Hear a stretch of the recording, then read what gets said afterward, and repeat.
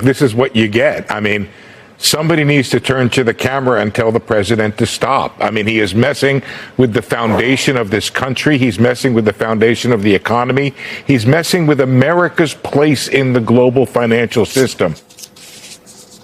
It is against the law for the president to fire the chair of the Federal Reserve, and Jerome Powell has said under no circumstances would he quit if threatened by Donald Trump with firing. But having seen Donald Trump defy the law in other arenas, the stock market is worried to the point that the Wall Street Journal titled its editorial tonight, "The Fire Jerome Powell Market Rout." The Journal editorial says, markets fear Mr. Trump really might fire Mr. Powell, not that it would do the president any good. He'd have to remove more than the chairman to change the Federal Open Market Committee, which sets interest rates and tries to satisfy the central bank's dual mandate of maximum employment and stable prices. When even Elon Musk is speaking out against Donald Trump and undermining one of his positions, you know it is bad. Elon is completely in the cult of MAGA. So for him to have called out Donald Trump, which is exactly what we saw on a newly released leak call, shows just how much turmoil there is in this administration.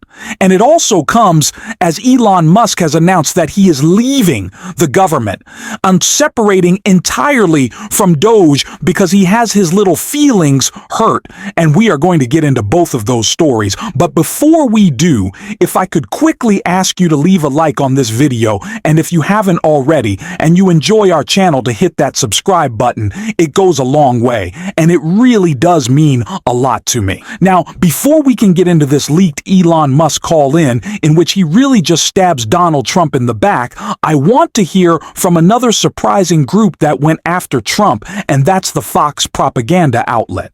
What do you think we're seeing here? I mean, there has been this volatility back and forth, and depending on who you talk to, markets seem to bake it in. They're waiting for something. Well, there isn't much that's happening right now, Brett, that's going to give investors a peaceful, easy feeling about the state of the economy and therefore the state of the markets, which have been turbulent but mostly down now since the announcement of the tariffs, a month ago. And now the president is just calling for the departure of Fed Chairman Powell, who, you know, whatever you think of him and whether you think interest rates should be lower, as the president certainly does, or whether you don't, that's another element of instability in the current financial outlook.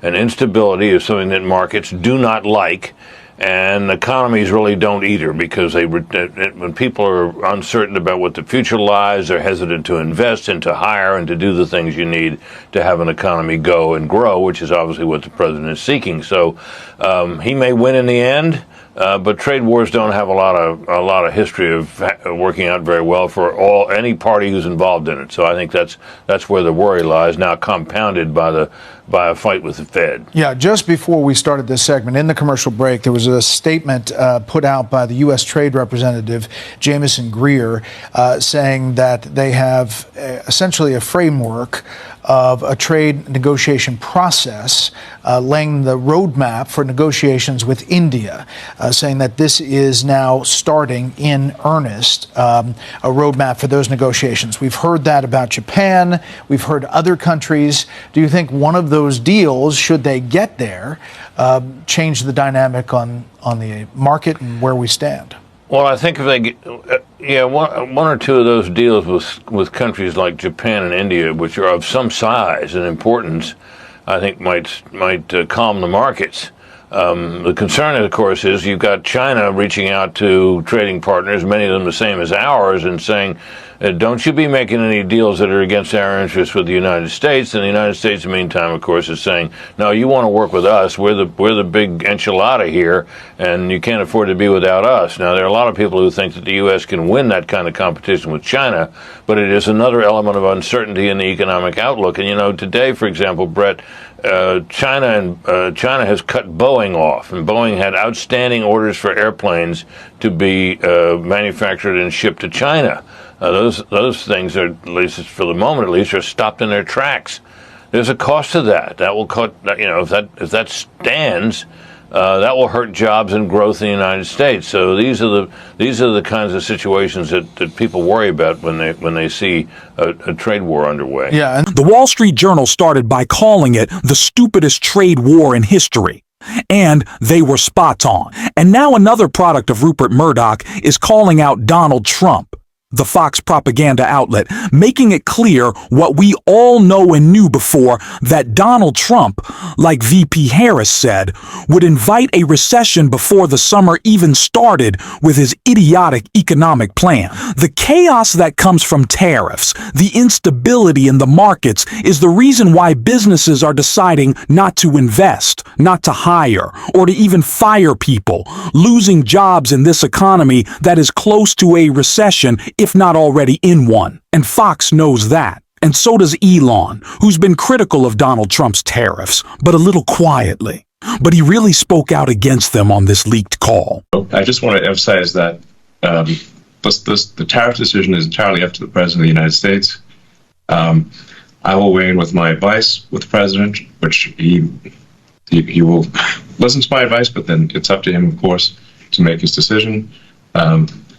I've been on the record many times as saying that I believe lower tariffs are generally a good idea for prosperity. But this decision is fundamentally up to the elected representative of the people, being the President of the United States. So, I'll continue to advocate for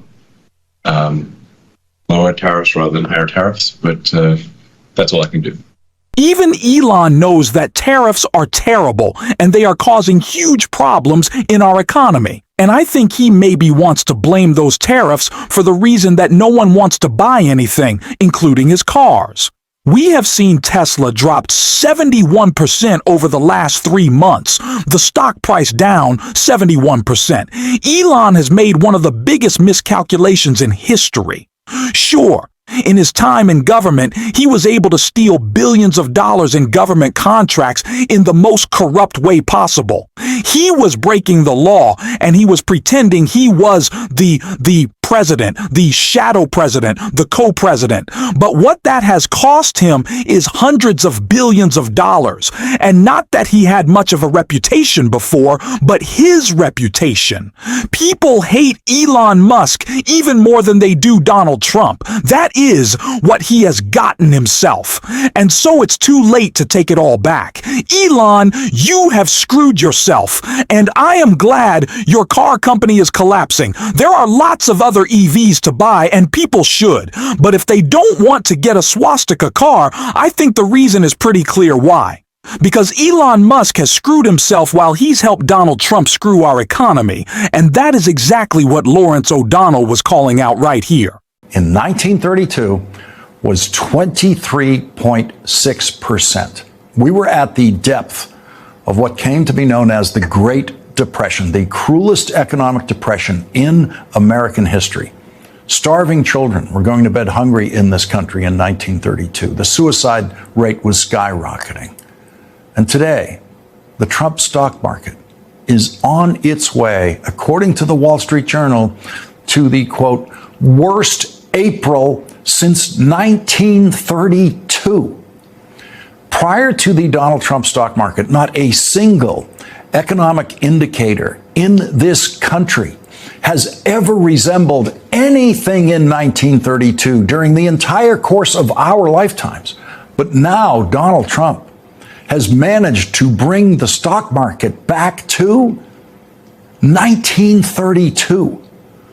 The difference between 1932 and today is that in 1932, the only hope, and I mean the only hope, that people had in this country came from the newly elected President of the United States, Franklin Delano Roosevelt, who was working every day then to lead the country out of that depression, which is exactly what he did.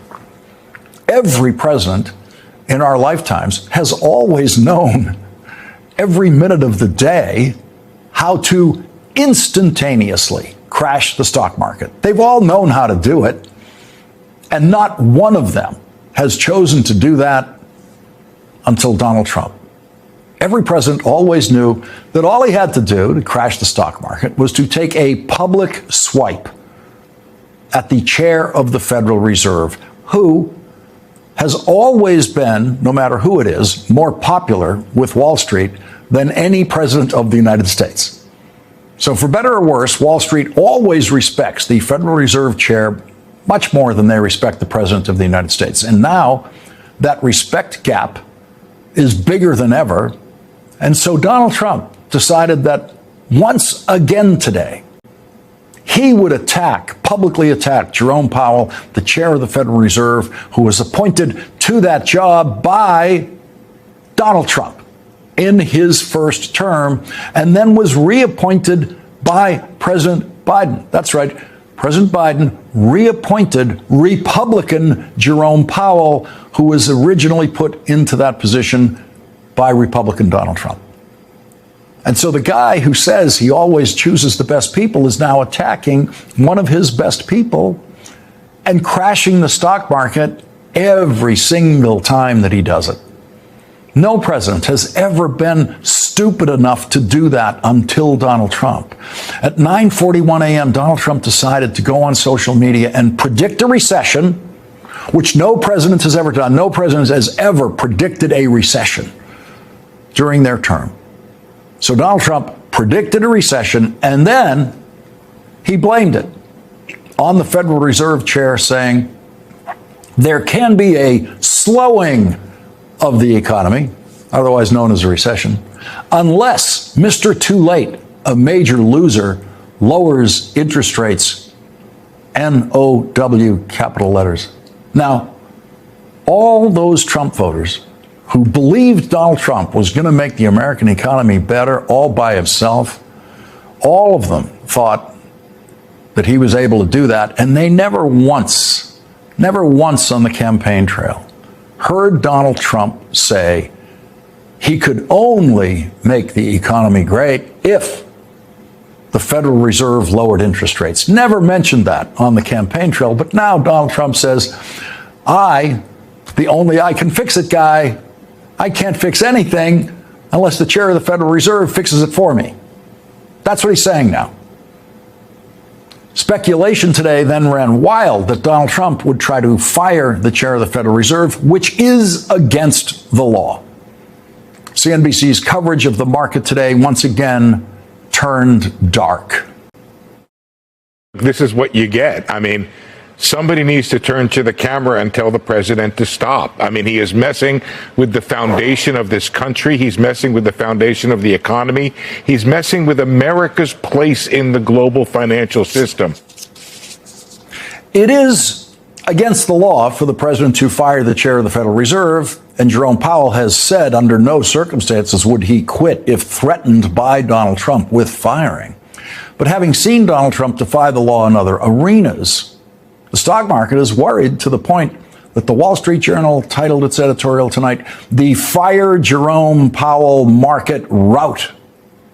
The Journal editorial says, markets fear Mr. Trump really might fire Mr. Powell, not that it would do the president any good. He'd have to remove more than the chairman to change the Federal Open Market Committee, which sets interest rates and tries to satisfy the central bank's dual mandate of maximum employment and stable prices.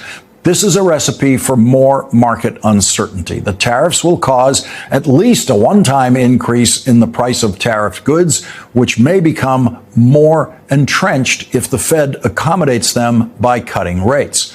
Markets are spooked because they don't know if Mr. Trump listens to anyone but his own impulses. Donald Trump was elected on this false promise that he was going to lower prices. And sure, there may have been some other causes, but when we get down to brass tacks, that was it, and it alone. And Donald Trump has done the opposite. People are losing their jobs, their houses, their health care, their retirements. And Donald Trump is destroying the economy as prices continue to rise because he has disrupted the global economy so much that people don't trust the stability of the United States because there is no stability. You can't even call it the stability. That is where we are at. And we have to make that incredibly clear to people that the economy thrives under Democrats. That is what we're going to keep talking about on this show every single day. And if you want to support that, as always, you can hit that subscribe button, leave a like on this video, and if you stuck around to the end, drop a blue heart in the comments. Until next time, I'll see you soon.